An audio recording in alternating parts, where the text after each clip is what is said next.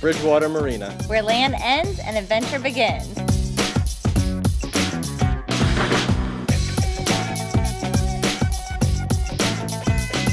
Bridgewater Marina, your source for endless summer fun.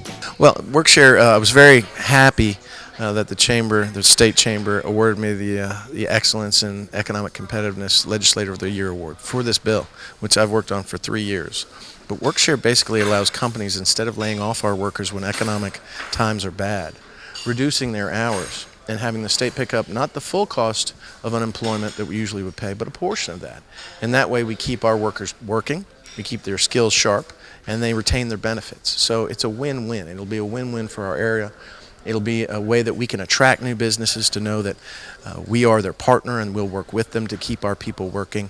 And I think it's one more step in revitalizing the economy in Southside and Southwest Virginia, and an important one. So I was very proud to fight for that legislation for 3 years and exceptionally proud that it finally got passed this year.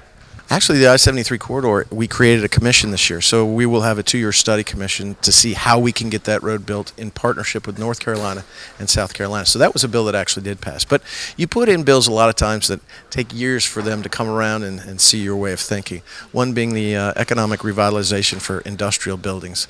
We have a lot of industrial buildings that are on the sidelines.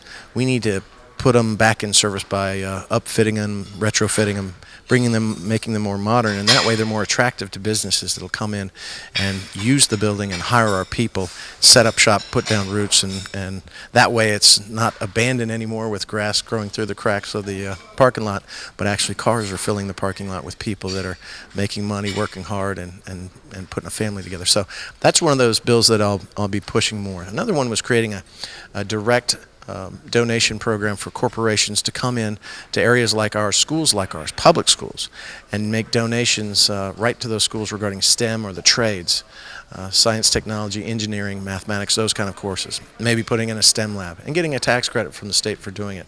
And only for those areas like ours that are highly rural or that we have a high unemployment rate or a high poverty rate. So those kind of things, sometimes when I present the bills and you hear the chairman of the committee say, well, that's a novel idea, I know I'm going to have to fight next year for the bill and get them really acquainted with it in the concept and the idea so that it becomes law someday.